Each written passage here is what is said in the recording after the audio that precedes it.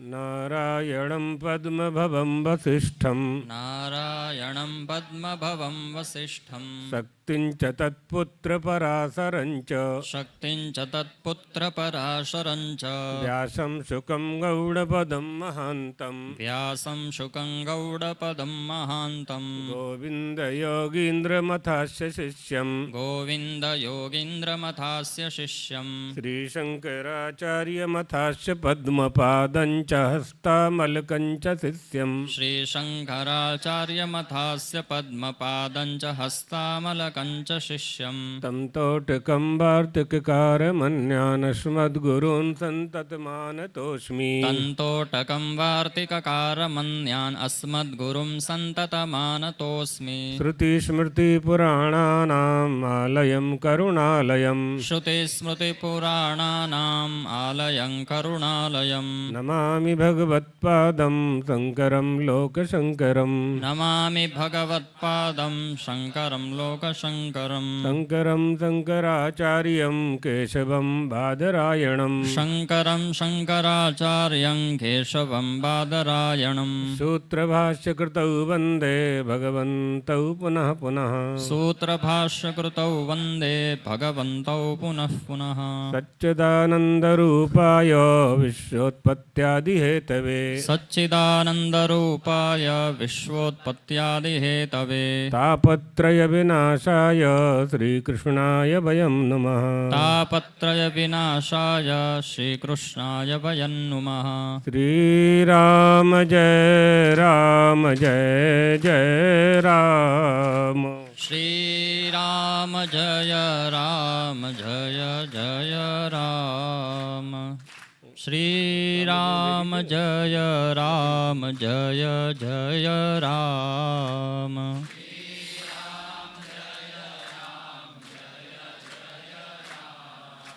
श्रीराम जय राम जय जय राम श्रीराम जय राम जय जय राम श्रीराम जय राम जय जय राम श्रीराम जय राम जय जय राम श्रीराम जय राम जय जय राम श्रीराम जय राम जय जय राम श्रीराम जय राम जय जय राम श्रीराम जय राम जय जय राम द्वारकाधीश भगवान की जय सद्गुरुदेव भगवान की जय हर हर महादेव। महादेव।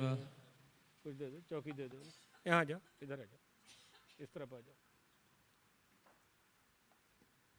ला रहा है, चौकी ला रहा।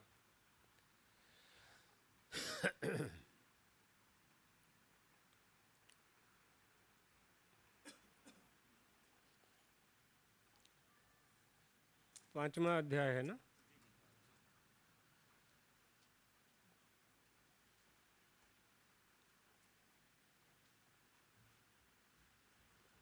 एक यहाँ है चौकी,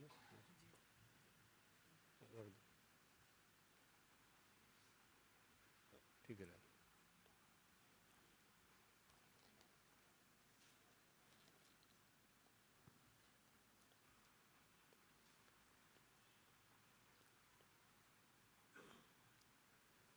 भगवान यह बता रहे हैं कि ये जो पूर्व पक्ष था कि यदि ऐसा है कि कर्मयोग से कर्म संन्यास श्रेष्ठ है तो तयोस्तु कर्म संन्यासात् कर्मयोगो विशिष्यते इति, कर्म संन्यास की अगर अपेक्षा यदि कर्मयोग ही श्रेष्ठ है तो फिर कर्म संन्यास की आवश्यकता नहीं है। तो भगवान इस पर बोले, भाष्यकार इस पर कह रहे हैं, शृणु तत्र कारणम, उस कारण को तुम पहले समझो। तो या पृष्ठम, तुमने जो प्रश्न किया है, केवलम कर्म संन्यासम कर्मयोगंच अभिप्रेत्य, किस अभिप्राय से पूछा जा रहा है किस संदर्भ से उपदेश दिया जा रहा है, कौन सा प्रसंग है, उसको लक्ष्य करके ही भाष्यकार अपने भाष्य में जो प्रतिपादन कर रहे हैं कर्मयोग का और सांख्य योग का, यानी संन्यास का, ज्ञान योग का। तुमने केवल कर्म संन्यास और केवल कर्म योग के अभिप्राय से पूछा था। अब यदि तुम यह पूछते हो कि दो में से कौन सा कल्याणकारक है, तो हम वो बताएंगे। तुम्हारे प्रश्न के अनुसार ही हमें उत्तर देना है। उसी के अनुरूप मैंने उत्तर दिया। तदनुरूपम प्रतिवचनम मया उक्तम। कितनी सरल संस्कृत है, कितनी सरल संस्कृत है। हाँ? तदनुरूपम प्रतिवचनम मया उक्तम। उसी के अनुरूप मैंने उत्तर दिया। आपने जो पूछा उसके अनुरूप हमने उत्तर दिया। इसकी अगर संस्कृत सीखना है तो तदनुरूपम प्रतिवचनम मया उक्तम, है ना, मेरे द्वारा ऐसा कहा गया। तदनुरूपम, उसके अनुरूप कहा गया। किसके अनुरूप कहा गया? तुमने जो पूछा था कि ज्ञान रहित कर्म संन्यास की अपेक्षा कर्मयोग ही श्रेष्ठ है, ये बात समझने की थी। ज्ञान के बिना यदि संन्यास लेना है आपको, समझ रहे हैं ना क्या कह रहे हैं भगवान? वो पंक्ति पढ़ाओ इनको, संन्यास लेने वाले हैं, वो पंक्ति पढ़ाओ इनको। चौथे अध्याय की अंतिम पंक्ति पढ़ाओ। उसी के अनुरूप मैंने यह उत्तर दिया कि ज्ञान रहित कर्म संन्यास की अपेक्षा तो कर्मयोगी ही श्रेष्ठ है। कर्म संन्यासात् कर्मयोगः विशिष्यते इति ज्ञानम अनपेक्ष। अगर ज्ञान नहीं है तो संन्यास की आवश्यकता ही नहीं है। कर्मयोगी होकर के भी आप अपने लक्ष्य को प्राप्त कर सकते हैं। लक्ष्य पहले बना लीजिए कि स्वर्ग जाना है, कि वैकुंठ जाना है, कि साकेत जाना है। साकेत जाना है तो परमात्मा श्री राम का भजन कीजिए। गोलोक जाना है तो परमात्मा श्री कृष्ण का भजन कीजिए। मणिद्वीप जाना है तो भगवती राजराजेश्वरी त्रिपुर सुंदरी का भजन कीजिए। वैकुंठ जाना है तो भगवान विष्णु लोक का भजन कीजिए। कैलाश में जाकर के निवास करना है तो देवादिदेव महादेव को प्रसन्न कीजिए। और संसार के सारे सुख भोगना है तो स्वर्ग चले जाइए, है ना। स्वर्ग से फिर वापस आना पड़ेगा। उन लोकों में जब तक रहेंगे या जब तक उस लोक का देवता वहाँ विद्यमान रहेगा। लेकिन स्वर्ग में तो पुण्य क्षीण होते ही स्वर्ग तो रहेगा, लेकिन आप स्वर्ग में नहीं रहोगे। हाँ, क्षीणे पुण्य, हाँ, आना पड़ेगा। इसलिए तद्दतेह कर्मचितो लोका क्षीयते एवमेवा मूत्र पुण्यचितो लोका क्षीयत। ज्ञानापेक्षा तु संन्यासा सांख्यम इति मया अभिप्रेतः परमार्थ योगः च सह एव। क्योंकि ज्ञान सहित संन्यास तो मैं सांख्य मानता हूँ और वही परम योग है, वही परमार्थ योग है। परमार्थ योगः एव सह, वही परमार्थ है। कितना स्पष्ट कर दे रहे हैं भाष्यकार। इसलिए ये कहा जा रहा है, छठवां श्लोक इसलिए कहा जा रहा है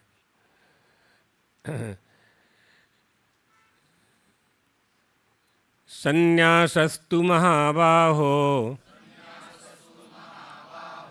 दुःखमाप्तुमयोगतः योगयुक्तो मुनिर्ब्रह्म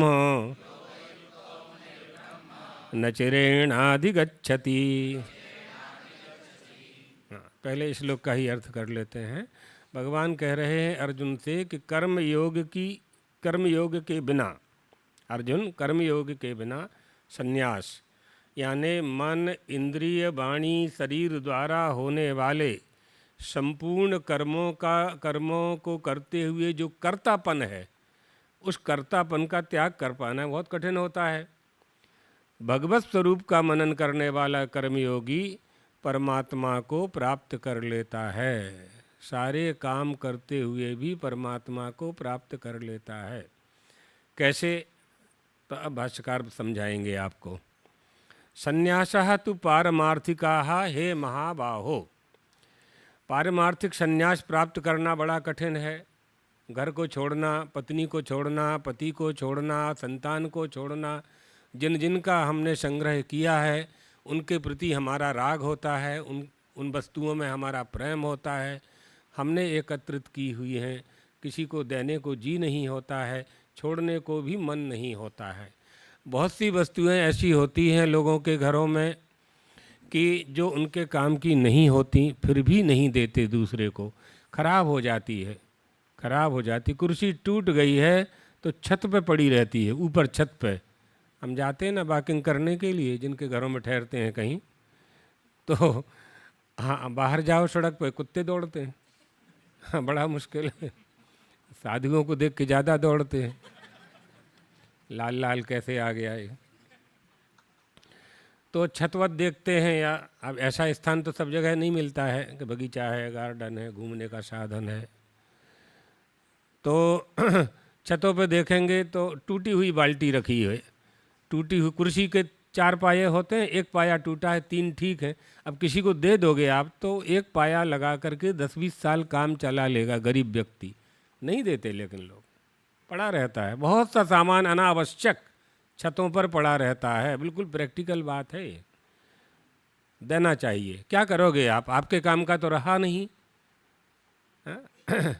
आपका प्रमोशन हो गया, धन ज़्यादा आ गया, पहले ली हुई वस्तुएं बेकार हो गई, लेकिन वो निकलती नहीं हैं, देते नहीं हैं। हम गए थे डांग जिला। डांग जिला में महारुद्र संस्थान है बड़ौदा में, आप जानती हैं, आप उसमें जुड़े हुए हैं शायद। तो महारुद्र संस्थान वहाँ सेवा के काम करते हैं, यथाशक्ति करते हैं वो लोग। तो उन्होंने गांव-गांव में जो जहाँ बच्चे रहते हैं, तो बड़ौदा में वो लोग कपड़े इकट्ठे करते हैं, और वो कपड़े फिर वो छोटा हाथी होता है एक, उसमें भर भर के वो भेजते हैं। तो वो पुराने कपड़े देने में लोगों को कष्ट होता है। ये जो तुम्हारा काम नो નથી तो શું करशो तुम એને ભેગા કરીને। एक माताजी का शरीर शांत हुआ तो पेपर में निकला था कि उनके घर में 6000 साड़ी निकली, 3000 चप्पल, 3000 चप्पल। हाँ? अब पता नहीं कौन थी। ये बड़ा विचित्र खेल है। क्या करोगे आप इसका, कहाँ ले जाओगे, कहाँ ले करके जाओगे। कम से कम जो वस्तु अपने काम की नहीं है और दूसरे के काम की है और वो लेना चाहता है आदर से, किसी का अपमान भी नहीं करना है, हमारे उपयोग की वस्तु किसी को दें, बहुत लोगों को बुरा लग जाता है। ऐसे लोगों को नहीं देना है जिनको बुरा लग जाए। जिनको आवश्यकता है उनको देना चाहिए, है ना, देना चाहिए।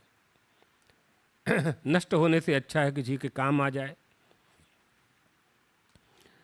तो कर्मयोग के बिना संन्यास, बिना कर्मयोग के पारमार्थिक संन्यास होना कठिन है।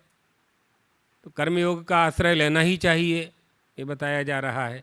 योग युक्तः, योग युक्तः का अर्थ होगा वैदिकेनो, जो वैदिक कर्म है, जो शास्त्रोक्त कर्म है। वैदिकेनो कर्मयोगेनो ईश्वर समर्पित रूपेणो फल निरपेक्षेण युक्ताः। ईश्वर समर्पण के भाव से वैदिक कर्मयोग से युक्त हुआ वह साधक, ईश्वर के स्वरूप का मनन करने वाला वह साधक मुनि ही। मुनि माने मननाद ईश्वर स्वरूपस्य मुनि। हाँ, मुनि शब्द का अर्थ मिल गया ना। मुनि किसे कहेंगे, कोई पूछे तो आपके पास है, लिख लो, ऐसे ही तो संग्रह हो जाएगा। मननाद ईश्वर स्वरूपस्य मुनि ही। हाँ, ये मुनि का लक्षण कर दिया, मनन करने वाला मुनि, मननात् मुनि।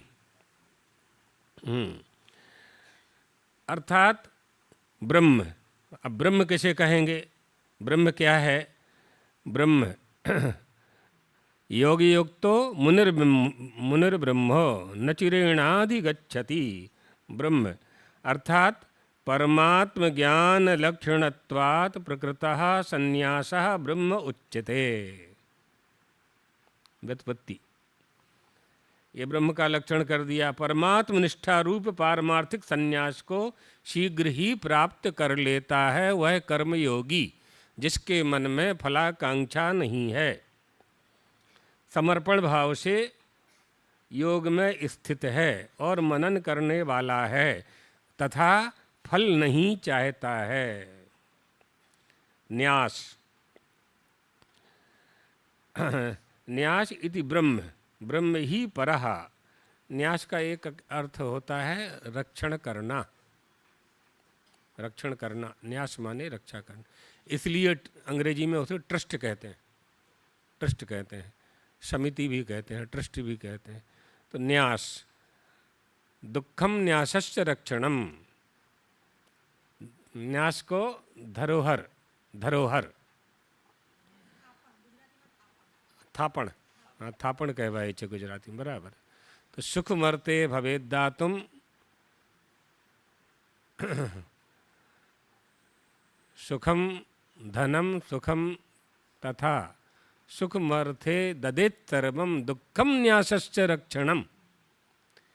अपने सुख के लिए सब कुछ दे दे, अपने सुख के लिए दान कर दे, अपने सुख के लिए धन दे दे, ज्ञान दे दे, जो चाहिए सो दे दे। सुख मरते, सुख प्राप्त करने के लिए सब कुछ दे दे, लेकिन किसी न्यास का ट्रस्टी न बने। दुखम न्यासस्य रक्षण, स्पष्ट बिल्कुल। स्वप्न वासव दत्ता है ये, स्वप्न वासव दत्ता नाटक है ये। तो हमारे कोर्स में था, पढ़ते थे। तो स्वप्न वासव दत्ता में योगंधरायण राजा की कहानी है, बहुत बड़ी है, फिर वही पूरा याद आ जाएगा, 40 साल पुराना। तो राजा की कन्या थी, उसका नाम था वासव दत्ता, स्वप्न वासव दत्ता, वासव, हाँ। तो उनका मंत्री था योगंधरायण। राजा ने योगंधरायण से कहा मेरी कन्या की रक्षा करो, शत्रु ने आक्रमण कर दिया है। तो वो कन्या को लेकर के योगंधरायण गुरु के पास जाता है, जंगल में पर्णकुटी में। तो गुरु ये श्लोक बोलते हैं, धरोहर नहीं रखना है। बाद में रखा उन्होंने, लेकिन एक कहा उन्होंने, सुख मरते ददित सर्वम दुखम न्यासस्य रक्षणम, धरोहर नहीं रखना। तो न्यास जो होता है, हम लोग जिस न्यासी बनते हैं ना ट्रस्टों में, हम भी कई जगह हैं लोग बना देते हैं। दुखम न्यासस्य, बड़ा कष्ट है, दूसरे की वस्तु है, आपकी तो है नहीं। तो ये ट्रस्टी लोग जो होते हैं समिति में, वो लोग समझते हैं कि हम इसके मालिक हैं।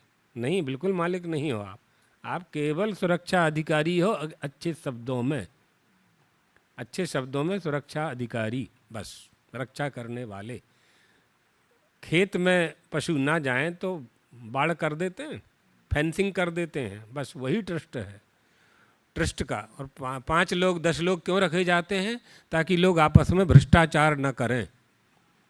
और 1-2 लोग ऐसे रखे जाते हैं जो तेज हों थोड़े, हाँ, कोई गड़बड़ करे तो टोकें।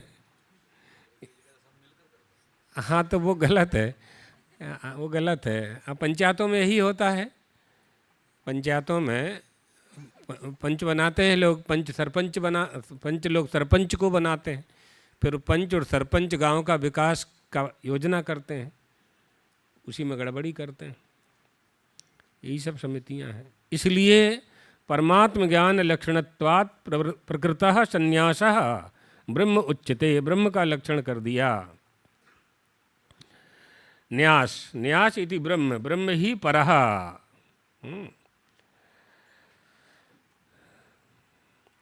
ब्रह्म को अर्थात परमात्म ज्ञान निष्ठा रूप पारमार्थिक संन्यास को शीघ्र प्राप्त कर लेता है। इसलिए मैंने कहा था कि कर्म योग श्रेष्ठ है, इसलिए कहा था, कारण बता रहे हैं। परमात्म ज्ञान का सूचक होने से प्रकरण में वर्णित सन्यासी ही ब्रह्म नाम से कहा गया है। आ गया समझ में? नमो नारायण क्यों करते हैं सन्यासी को? वो नारायण ही ब्रह्म है। और ऐसा सन्यासी जिसके लक्षण ऐसे हैं, परमात्म ज्ञान का सूचक होने के कारण ब्रह्म परमार्थ संन्यासंच परमात्म ज्ञान निष्ठा लक्षणम, ऐसा संन्यास ही ब्रह्म नाम से कहा गया है तथा संन्यास ही ब्रह्म है और ब्रह्म ही पर है। इस श्रुति से यह बात सिद्ध हो जाती है। कैसे सिद्ध हो जाती है? अहम ब्रह्म परम धामो ब्रह्माहम परमम पदम एवं समीक्षनात्मानम आत्मन्याधाय निष्कले। मैं ब्रह्म हो गया हूँ, नहीं ब्रह्म मैं हो गया हूँ। मैं ब्रह्म हो गया हूँ और ब्रह्म मैं हो गया हूँ। इसको कहते हैं व्यतिहार। ये व्यतिहार है। मैं ब्रह्म हो गया हूँ और ब्रह्म मैं हो गया हूँ। दूसरे ब्रह्म में मैं चला गया। तो प्राणपानयोर मध्य चिदात्मानम उपासमहे। प्राण और अपान के बीच में चिदात्मा का यानी ब्रह्म का ध्यान किया जाता है। प्राण खींच करके ब्रह्मरंध्र में लाते हैं और अपान वायु से बाहर फेंक देते हैं, यानी अहंकार को, अहम को बाहर फेंक देते हैं और प्राणों को ले जा करके ब्रह्मरंध्र में स्थापित कर देते हैं। ब्रह्मरंध्र में ही गुरु का स्थान है, वो परमात्मा से मिला देते हैं। इसी का नाम योग है।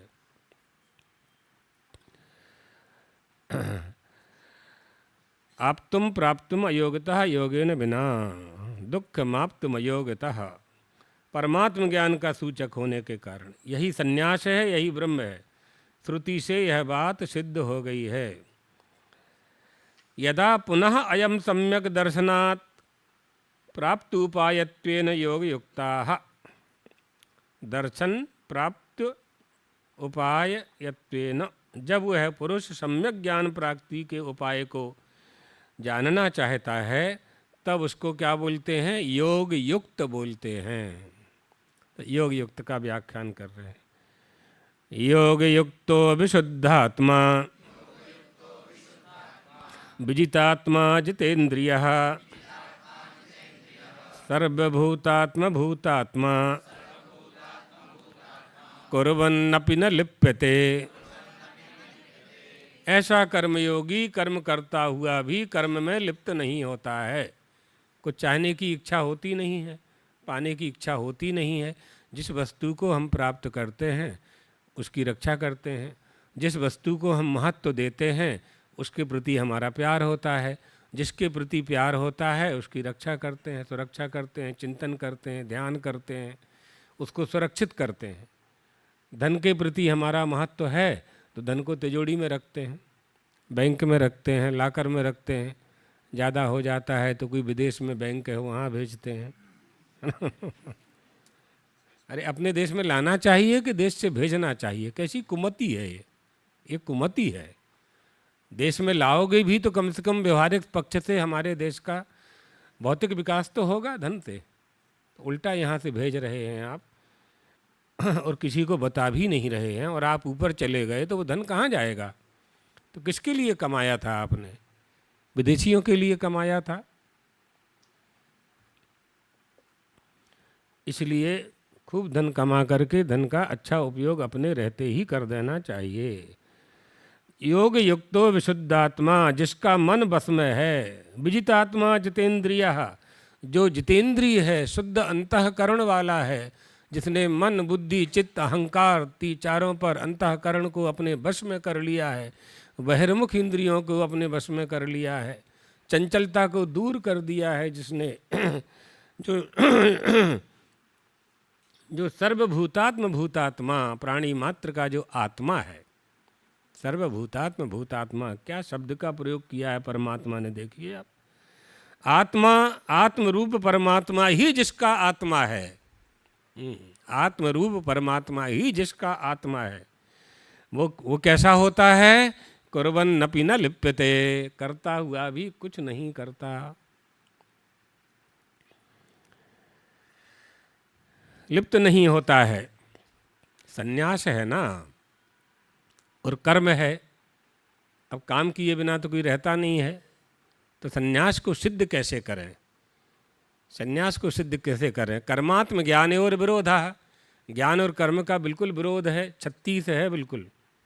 अब करना है 63 आपको, दोनों के मुख को एक दूसरे के सामने करना है तो नहीं हो सकता है। बहुत कठिन बात है, ये होता ही नहीं है।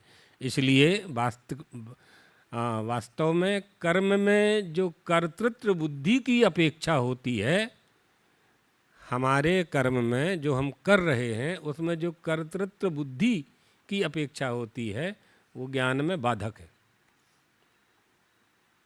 वही ज्ञान में जो कर्तापन है वो ज्ञान में बाधक है, बिल्कुल 100%। तो विरोध हो गया ना ज्ञान का और कर्म का। बातें करना अलग बात है, आपस में बैठ के चर्चा करना अलग बात है, वही ज्ञान का बाधक है। अतः ज्ञान और कर्म ये विरोध बिल्कुल स्पष्ट है, समझ में नहीं आता है इसलिए समझाया जा रहा है स्पष्ट। का ज्ञानी कर्म करता है, ज्ञानी कर्म करता है तो वो ज्ञानी कर्म नहीं करता है, वो कर्माभास है, कर्माभास है, वो आपको करता हुआ दिखाई पड़ता है।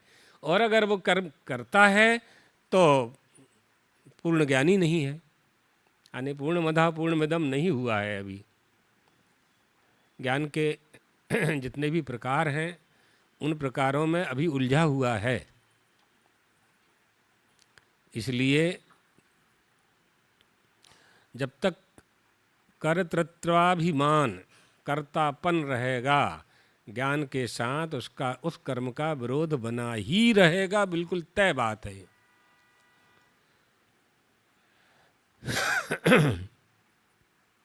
किसी के मन में प्रश्न हो तो पूछ सकते हैं, उसका निराकरण हो जाएगा। इसलिए कहा कि जिसका अब उसी को आगे बढ़ा रहे हैं। ज्ञान प्राप्ति जिसको हो गई है, उसका मन उसके वश में है, योग युक्त है, विशुद्ध आत्मा वाला है। अब देखिए, आत्मा तो शुद्ध ही होता है, उसको शुद्ध करने के लिए क्यों कहा जा रहा है, विशुद्ध आत्मा क्यों कहा जा रहा है? तो 2 आत्मा हो गए क्या, 3 आत्मा हो गए क्या? अशुद्ध शुद्ध विशुद्ध नहीं, ऐसा नहीं है। जैसे ही इस देह में कर्तापन आएगा तो जीवात्मा, महात्मा, परमात्मा, दुष्टात्मा ये सब होते हैं ना। आत्मा बिल्कुल शुद्ध है, आत्मा बिल्कुल शुद्ध है, उसमें कहीं कुछ भी लेश मात्र भी कोई विकार हो नहीं सकता, न आत्मा में न ब्रह्म में। इसलिए माया को सिद्ध किया है। वेदांत में माया को इसलिए स्वीकार किया जाता है कि यदि नित्य शुद्ध बुद्ध मुक्त स्वभाव जो आत्मा है, जो ब्रह्म है, अगर कुछ भी करेगा तो क्रिया जहाँ होगी वहाँ बेकार आएगा, ये तय है। ये सिद्धांत को पहले समझ लो एक पंक्ति में। जहाँ भी क्रिया होगी और जहाँ कारक होगा, जहाँ कर्ता होगा, वहाँ बिल्कुल विकार आना ही है। और श्रुति कह गई है कि वह बिल्कुल नित्य शुद्ध है, निर्विकार है। कल स्वामी जी बोल रहे थे ना, अशब्द मस्पर्श मरूपम अव्ययम, बिल्कुल स्पष्ट है। तो फिर वो अगर सृष्टि की रचना करेगा तो विकार तो आएगा, तो ब्रह्म में आएगा विकार, वो ब्रह्म निर्विकार है। इसलिए माया का आश्रय लेकर के वही ब्रह्म ईश्वर के रूप से सृष्टि की रचना करता है। भगवान स्वयं सब कर सकते थे, लेकिन भगवान ने स्वयं कुछ नहीं किया। बैकुंठ से बैठे बैठे माया को बुलाया और कहा कि बहन हमारा काम करना है। क्या तकलीफ हो गई भगवान आपको? हमें देवकी को माँ बनाना है, उनके बेटा बनना है, तो बन जाइए, क्या तकलीफ है? अरे नहीं, बड़ी समस्या है, हमारे 6 बड़े भाई मारे गए हैं और 7वां बड़ा भाई हमारा जो हमारी माँ के गर्भ में है, हम उसको सुरक्षित रखना चाहते हैं, तो तुम उसको निकालो, रोहिणी के गर्भ में रखो, हम वहाँ आ जाएंगे, हम उनके बेटा बन जाएंगे। ये सब भगवान करते हैं ना लीला, यही तो करते हैं वो।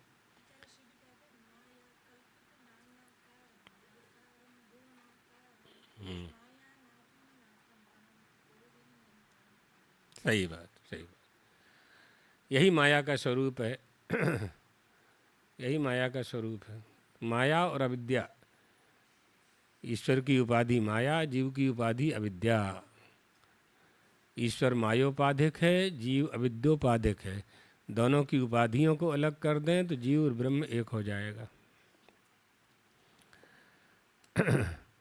तो यहाँ बता रहे हैं कि योगेन युक्तः योग युक्ता विशुद्धात्मा, विशुद्धात्मा विजितात्मा यानी विजित देहा, देह पर विजय प्राप्त कर ली है जिसने, जितेंद्रिय इंद्रियों पर विजय प्राप्त कर ली है जिसने, सर्वभूतात्म भूतात्मा सर्वेषां ब्रह्मादीनां स्तंभ पर्यंतानां भूतानां आत्मभूताः आत्मनः प्रत्यक् चेतनाः यस्य, सर्वभूतात्म भूतात्मा यानी सम्यक दर्शी, प्राणी मात्र में परमात्मा का दर्शन करने वाला,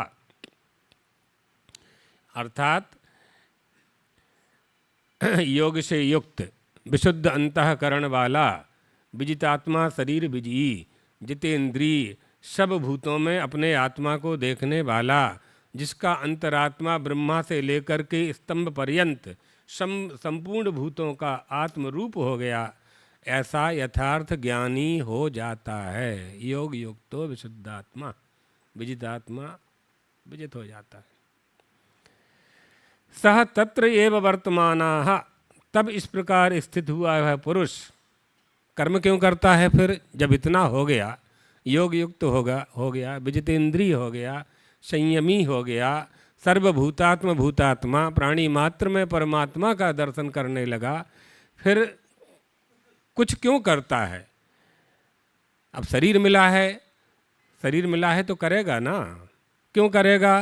क्यों करेगा का भगवान भाष्यकार उत्तर दे रहे हैं, लोक संग्रहाय कर्म कुर्वन् अपि न लिप्यते। लोक संग्रह के लिए काम करता हुआ भी कुछ नहीं करता, अर्थात कर्मों से नहीं बद्ध होता है, क्योंकि वास्तव में वह करता हुआ सा दिखाई पड़ता है, वो करता नहीं है, करता हुआ सा दिखाई पड़ता है। यही बात समझ। अर्जुन को क्या हो गया? गीता का उपदेश क्यों हो रहा है? शोक मोह को दूर करने के लिए, शोक मोह को नाश करने के लिए आत्म अनात्म विवेक आवश्यक है। आत्मनात्म विवेक, विवेचन, नीर चीर विवेक, तिल तंदुल विवेक, इसको जाने बिना शोक और मोह को दूर नहीं किया जा सकता है। विचिरी पृथक भावे, अलग अलग करना। इसलिए भगवान ने अर्जुन को पहले कर्म योग का ही उपदेश दिया, और जब ज्ञान योग का, सांख्य योग का उपदेश दिया, अर्जुन ने कहा 3 अध्याय के पहले ही श्लोक में, ज्यायसी, श्रेष्ठ क्या है यही बता दीजिए। पहला उपदेश क्यों कर रहे हैं? जब यही श्रेष्ठ है तो ज्ञान श्रेष्ठ है, और अगर कर्मयोग श्रेष्ठ है यानी युद्ध में इनको पराजित ही करना है, इनका वध ही करना है, गांडीव उठाना ही है, हथियार उठाना ही है, युद्ध करना ही है, तो ज्ञानयोग की बात काहे को कर रहे हो भगवान, है ना? तो ज्ञान निष्ठा से मैं प्रस्तुत न करके कर्मयोग का पहले भगवान ने उपदेश दिया, क्योंकि तुम अपने स्वधर्म से पहले अपने आप को दूर कर रहे थे। तो पहले तो स्वधर्म का पालन करना ही धर्म है। स्वधर्मस्य परित्यागः परधर्मस्य च क्रियः अयाज्य याजनञ्चैव तथा भक्षस्य भक्षणम। अपने धर्म का त्याग नहीं करना है, दूसरे के धर्म को स्वीकार नहीं करना है, अभक्ष भक्षण नहीं करना है, और जो यज्ञ हम नहीं जानते वो नहीं करना है, अनधिकृत यज्ञ नहीं करना है, जान करके ही करना है। कुछ भी स्वाहा स्वाहा करने लगे नहीं करना है। कहीं भी बैठ गए, रोड पर बैठ गए, लोहे का यज्ञ कुंड ले करके, मोजा पहने हुए, जूता पहने हुए, चमड़े का बेल्ट लगाए हुए हैं, कुछ नहीं मिलने वाला है। हाँ, उससे जो धुआं निकलेगा थोड़ी देर का बादल ठीक हो जाएगा, बाकी कुछ नहीं मिलने वाला। विधि होना चाहिए, विधान के साथ ही करना चाहिए। लोक संग्रहाय, कर्म करता हुआ भी लिप्त नहीं होता, कर्मों से नहीं बंधता। अब लोक संग्रह क्या है? बहुत से लोग ये समझते हैं कि बहुत से शिष्यों को बना लें, ये लोक संग्रह है। हाँ बहुत सी संपत्ति इकट्ठी कर लें ये लोक संग्रह है, बहुत से मंदिर बना लें ये लोक संग्रह है, बहुत से आश्रम बना लें ये लोक संग्रह है। नहीं, ये सब नहीं है। कितने लोगों को हमने अपने अनुसार धर्म के मार्ग पर चलाया है, यही लोक संग्रह है। कितने लोगों को सन्मार्ग पर चलाया है, यही लोक संग्रह है। सदाचार युक्त कितने लोगों को किया है, वैदिक शास्त्रोक्त पद्धति का बोध करा करके उनको प्रेरणा कितने लोगों को दी है, उस प्रेरणा को स्वीकार करके वो उसमें अनुरक्त हुए हैं, वही लोक संग्रह ही है। लोक संग्रह में भी कुछ भी नहीं करना है, कुछ भी संग्रह नहीं करना है। लोक का कल्याण कैसे हो सकता है, इसका चिंतन मनन बना हुआ है। उस चिंतन मनन के अनुसार क्रिया में वह चिंतन परिणत हो रहा है और उससे लोगों को सन्मार्ग में चलने का उपदेश प्राप्त हो रहा है, वही लोक संग्रह है।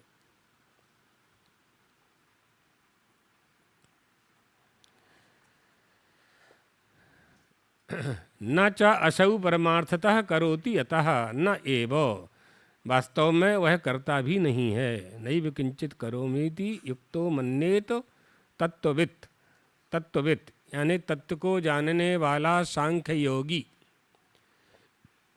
न एव किंचित करोमी,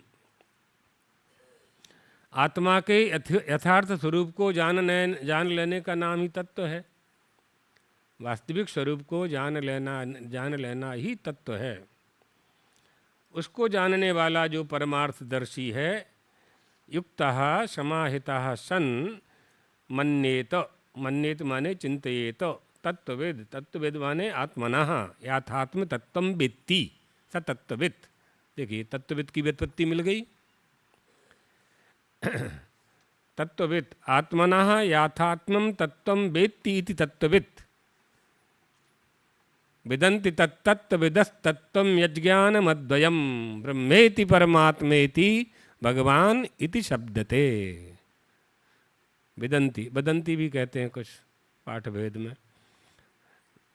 वदन्ति माने कहते हैं, विदन्ति माने जानते हैं, विन्दति।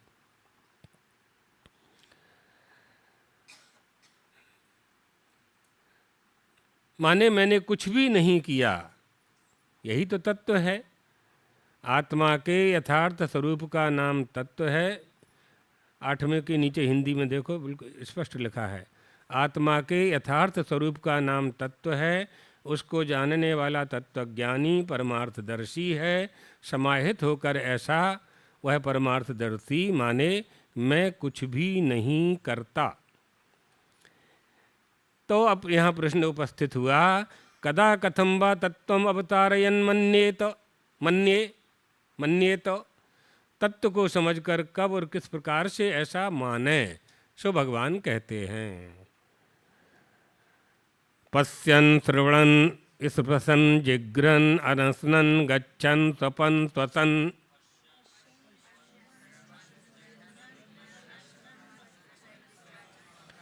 पश्यन् शृण्वन् स्पृशन् जिघ्रन् अनश्नन् इच्छन् स्वपन् श्वसन्।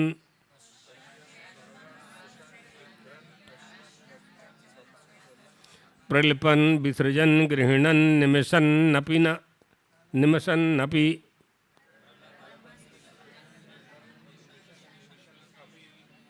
उन्मिषन्, उन्मिषन् निमिषन्नपि।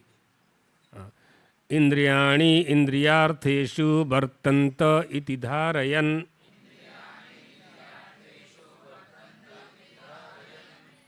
क्या कह रहे हैं? पश्यन् शृण्वन् स्पृशन् जिघ्रन् असनन् अशन् अनशनन् गच्छन् स्वपन् श्वसन् प्रलिपन् विसृजन् गृह्णन् उन्निमिष निमिष अपि इंद्रियाणि इंद्रियार्थेषु वर्तन्त इति धारयन्।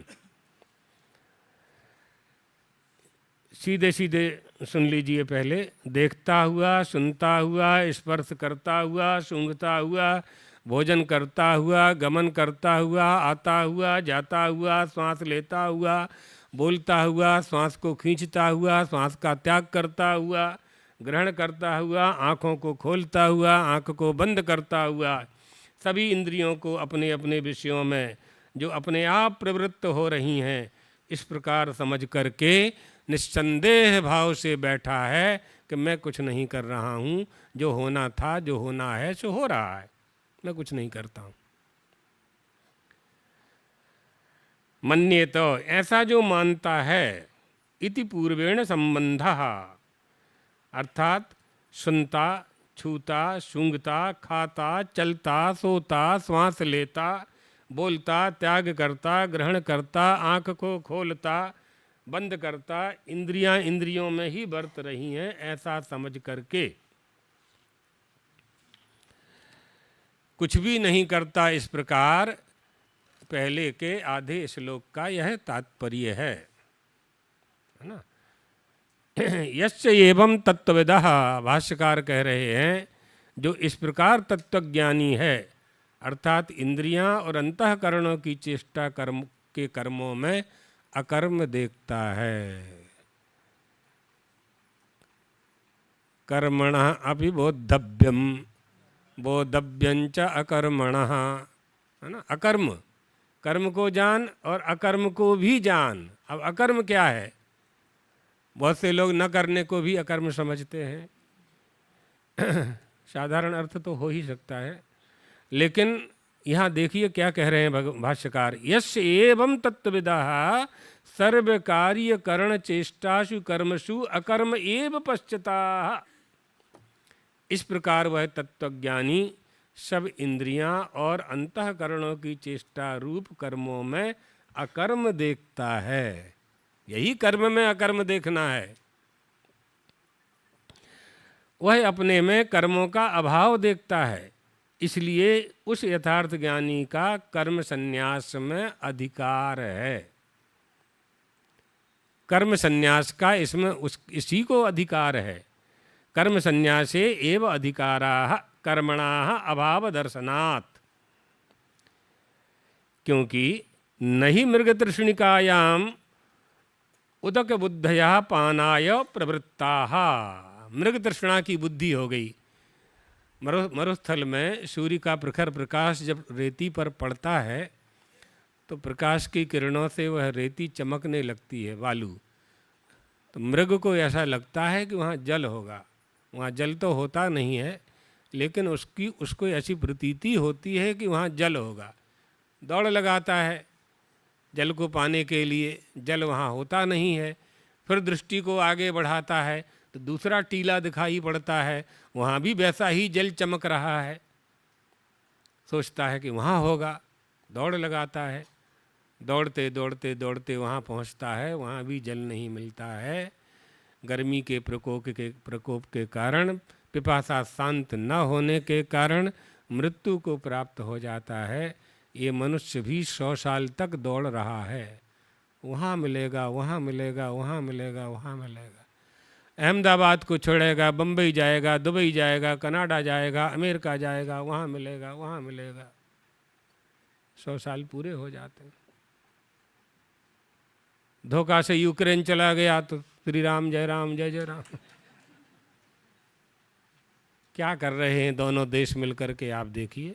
क्यों युद्ध कर रहे हैं? क्या चाहिए तुमको? कितने दिन का जीवन है तुम्हारा? कौन कितने दिन राष्ट्रपति रहेगा? किसके लिए हम क्या कर रहे हैं? जिन देशवासियों के लिए वो आप जो कर रहे हैं, वो देशवासियों को क्या उससे सुख मिलेगा? नहीं मिलेगा। आपके जाने के बाद जिस देश को आपने नष्ट किया है उसका बीज तो रहेगा ही। वह बीज अंकुर बनेगा, वृक्ष बनेगा और जंगल बन जाएगा, फिर आपसे बदला लेंगे वो। तो ये क्रम कभी नष्ट नहीं होने वाला है। इसलिए ऐसा बीजारोपण कभी नहीं करना चाहिए जो हमारे लिए ही दुखदायी बने, हमारे भविष्य को नष्ट करे, हमारे देश के भविष्य को नष्ट करे। व्यक्तिगत सोच अपनी अलग होती है। राष्ट्र के हित में यदि विचार करना है तो जो राष्ट्रपति होता है उसके हाथ में राष्ट्र के करोड़ों लोगों का जीवन है, करोड़ों लोगों का जीवन यापन है, करोड़ों लोगों की कामनाएं हैं, करोड़ों लोगों के संस्कार और संस्कृति की रक्षा करने की जिम्मेदारी वहाँ के उस देश के राष्ट्रपति की है। कोई कहीं राष्ट्रपति बन जाए, प्रधानमंत्री बन जाए, किसी भी देश का बन जाए, लेकिन उस देश की संस्कृति और उस संस्कार के नष्ट करने का अधिकार उसे प्राप्त नहीं होना चाहिए। किसी भी शासनाध्यक्ष को नहीं होना चाहिए। वहाँ के जो धार्मिक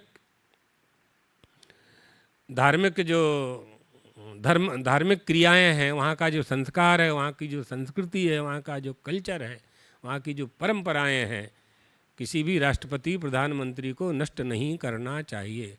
हमारे साथ यही हुआ। हम स्वतंत्र हो गए, नाम के स्वतंत्र हो गए, और हिंदुओं के हिंदू कोड बिल ला करके सारे पंख काट दिए गए। हम उड़ नहीं सकते स्वतंत्रता से। पैर में बेड़ी डाल करके हमसे कहा जा रहा है कि आप दौड़ो, दौड़ेगा कोई? पक्षी से कहा जा रहा है पंख को काट करके उड़ो बेटा तुम। मछली को धूल में डाल दिया और कहा कि तैरो तुम। इसी तरह से हिंदुओं से कहा जा रहा है तुम भारत देश के वासी हो, तुम हिंदू हो, तुम्हें अपनी संस्कृति संस्कारों का पालन करना चाहिए। संविधान क्या कह रहा है हिंदुओं के लिए, ये पढ़ो पहले। संविधान में हिंदुओं के लिए क्या लिखा गया है, क्या कहा गया है। तो पदे पदे संविधान में हिंदुओं को ही, जो सबके लिए धर्मनिरपेक्षता की बात आती है ना, तो सबके लिए धर्मनिरपेक्षता सकारात्मक है और सवर्णों के लिए नकारात्मक है। ये सब समझना चाहिए। तो हम तो सवर्ण और दूसरे वर्ण वाले, भारत देश में रहने वाले, किसी में भेदभाव की बात नहीं है। सबको रहने का अधिकार है, सबको भोजन मिलना चाहिए, सबको रोटी कपड़ा मकान मिलना चाहिए। ये सब संविधान के अनुसार सबको प्राप्त होना चाहिए। इसमें बिल्कुल किसी को भी कोई आपत्ति नहीं है, ना होगी, ना होना चाहिए। लेकिन हमारे जो संस्कार हैं, हमारी जो संस्कृति है, हमारी जो शिक्षा है, जो हमारी परंपरा के अनुसार हमें प्राप्त है, उस पर लगाम नहीं लगाई जानी चाहिए। हमारे मंदिरों पर शासनों का शासन नहीं होना चाहिए, शासकों का शासन नहीं होना चाहिए। हमारे धार्मिक स्थानों पर शासकों का शासन नहीं होना चाहिए। ये बहुत आवश्यक है, बहुत आवश्यक है। और ये इसलिए कहा जा रहा है कि इसमें पक्षपात हुआ है। यदि सभी धार्मिक संस्थानों में सरकार का एक सा नियम है तो एक बार सहन भी कर ले कोई, लेकिन केवल हिंदुओं के धार्मिक स्थानों पर ही सारे नियम कानून लगाए गए हैं, प्रतिबंधित किया गया है। मंदिरों में, आश्रमों में, ट्रस्टों में हिंदुओं के जितने भी सामाजिक स्थल हैं, जहाँ से समाज की, देश की, राष्ट्र की सेवा होती है, उन पर कड़े कड़े सख्त निर्देश दे करके शासनाधीन कर दिया गया है। ये सब हटाना चाहिए। हाँ, टैक्स लगता है, धार्मिक टैक्स है। पहले जजिया कर लगता था जजिया कर लगता था, कोई पूजा करोगे टैक्स दो। 12%, बताइए, हद कर दी है।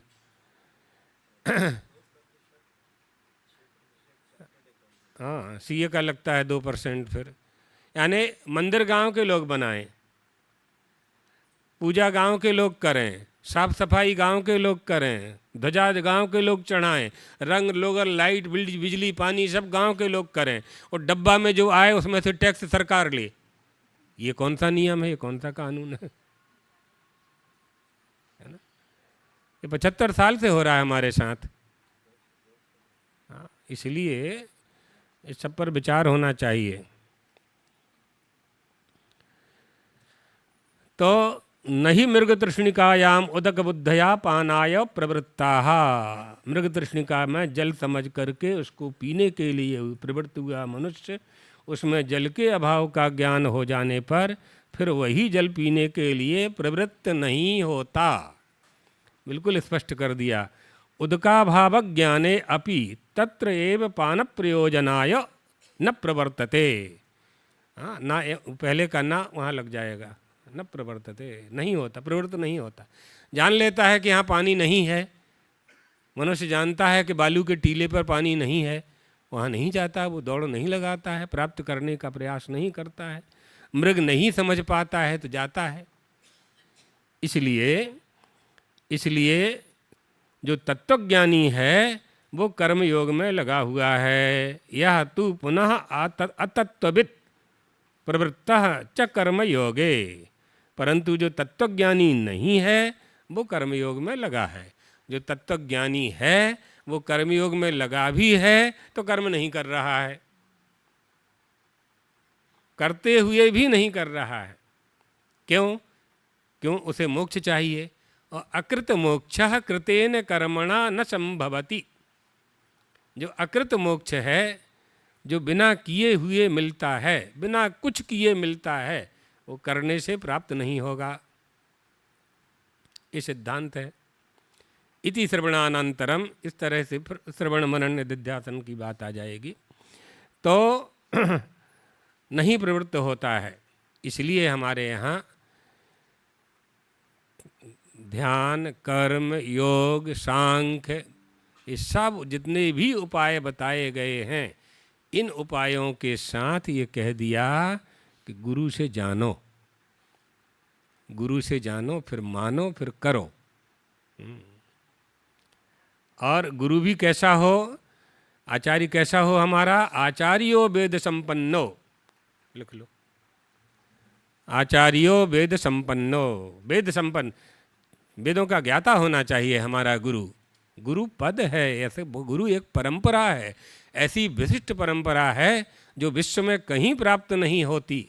भारत में उस परंपरा को श्रेष्ठता प्राप्त है। आचार्यो वेद संपन्नो विष्णु भक्तो विमत्सरः, विष्णु भगवान का भक्त हो और मत्सर रहित हो। लिख लिया? मंत्रज्ञो मंत्र भक्ताश्च, नहीं है, मंत्रज्ञो मंत्र भक्तश्च,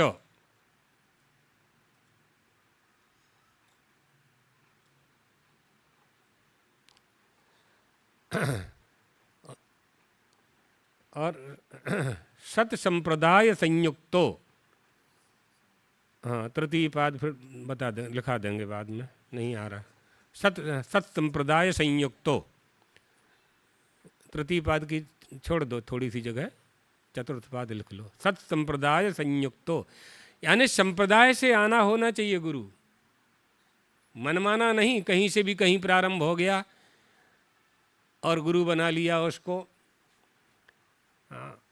कुतः संप्रदायः, आपका संप्रदाय कौन सा है, कौन गुरु हैं, आपके इष्ट देव क्या हैं, योग पट्ट क्या है, आस्पद क्या है, ये सब होना चाहिए, आना चाहिए।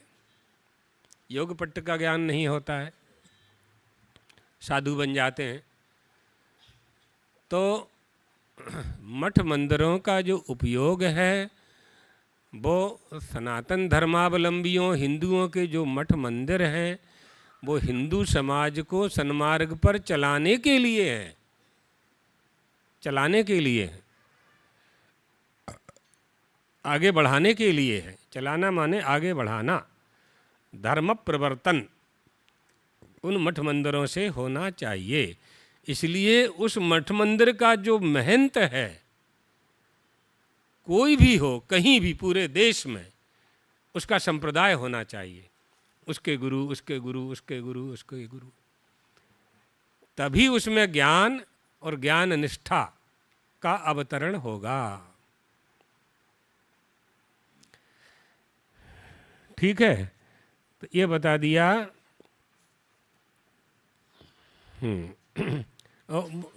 वो तो आप लोग जानते ही हैं, आचनोति च शास्त्रार्थम, उसको उसके साथ जोड़ देना।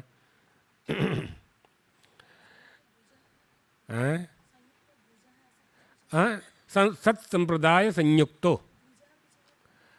अब देख के बता देंगे, अभी इतना ही ध्यान में है अभी। या तो पुनः आत्मवित् प्रवृत्तः च कर्म योगे, परंतु जो तत्वज्ञानी नहीं है और कर्म योग में लगा हुआ है, ब्रह्मण्याधाय कर्माणि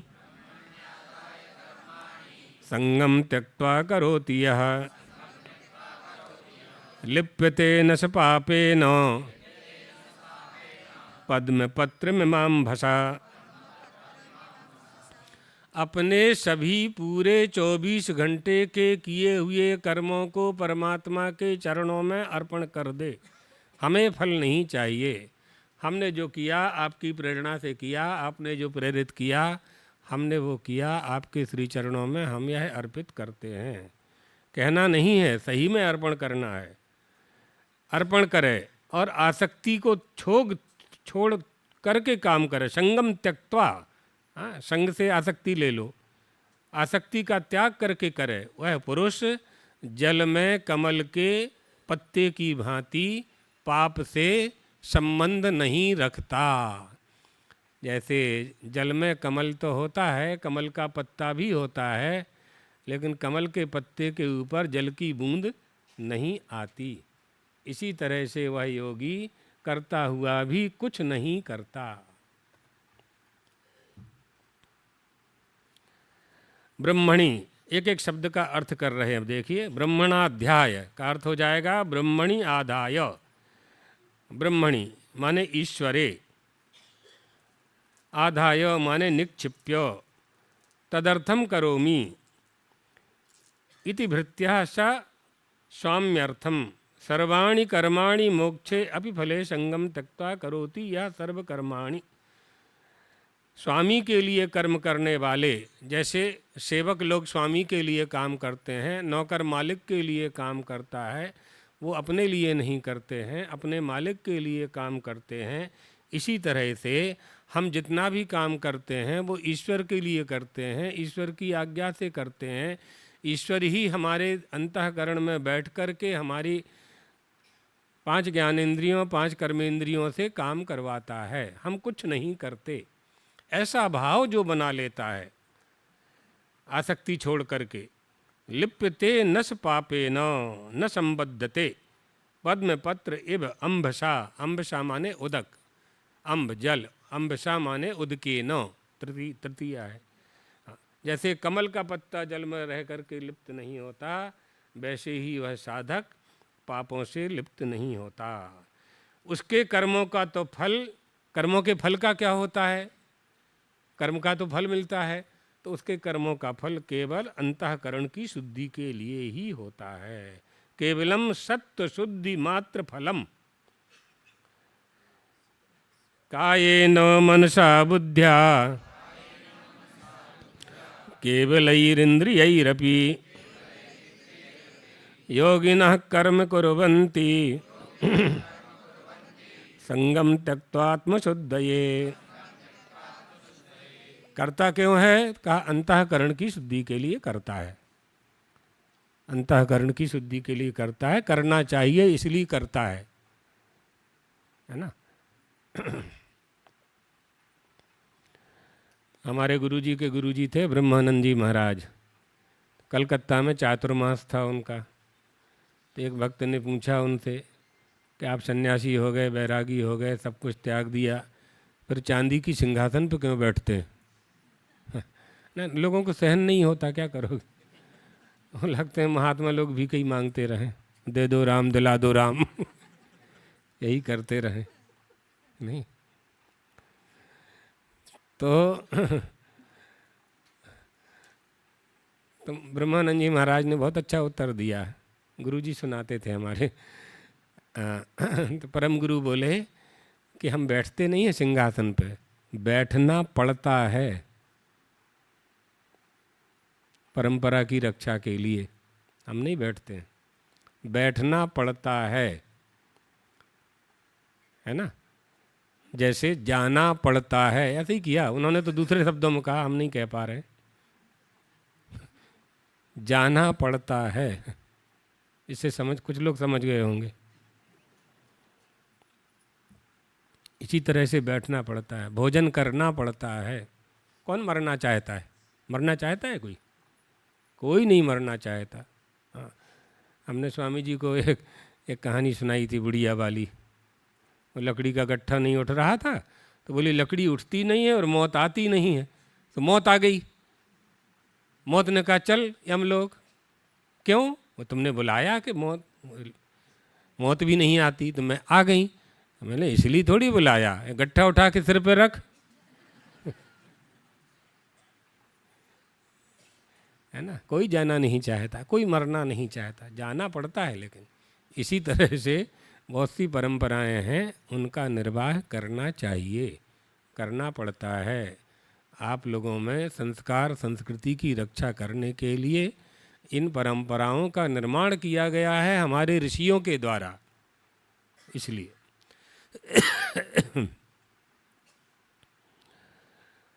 हाँ, ईश्वर के लिए सभी काम करते हैं। मनसा बुद्ध्या केवलई ममत्व वर्जितई ही, ममता का त्याग करके। क्यों करते हैं? ईश्वराय एव कर्म करोमि, ईश्वर के लिए करता हूँ। सत्य शुद्धये, अंतःकरण की शुद्धि के लिए। तस्मात् तत्र एव अधिकारः इति कुरु कर्म एव, इसलिए कर्म करना चाहिए। तेरा उसमें भी अधिकार है, इसलिए तू कर्म कर। यानी तुम्हारा युद्ध करने में अधिकार है तो तुम्हें युद्ध करना चाहिए। युद्ध से ही तो विरत होने का उपक्रम कर रहे थे अर्जुन, इसलिए भगवान गीता का उपदेश दे रहे हैं कि तुम युद्ध नहीं करोगे तो करोगे क्या, कौन सा काम करोगे। तुम्हें जो करना चाहिए, जो तुम्हारा कर्तव्य है, वो नहीं करोगे तो जो नहीं करना चाहिए वह करोगे तो अधर्म होगा, पाप होगा। और युद्ध छोड़ करके चले जाओगे, दया करके चले जाओगे, तो कौरवों के पक्ष में जो राजा आए हैं वो सब समझेंगे कि हमारी सेना को देख करके अर्जुन भयभीत होकर के युद्ध भूमि का त्याग करके चला गया, इसलिए अपकीर्ति हो जाएगी। मरणादितिरिच्यते, यही मृत्यु है। अपकीर्ति हो जाना ही मौत है, कलंक ही मृत्यु है। श्री राम जय राम जय जय राम।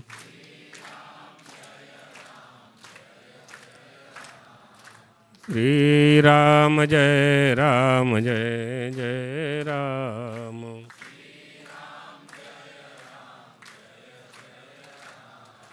श्री राम जय राम जय जय राम।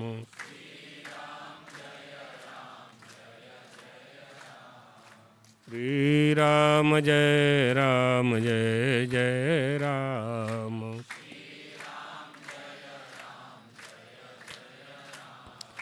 सद्गुरुदेव भगवान की जय। हर हर महादेव।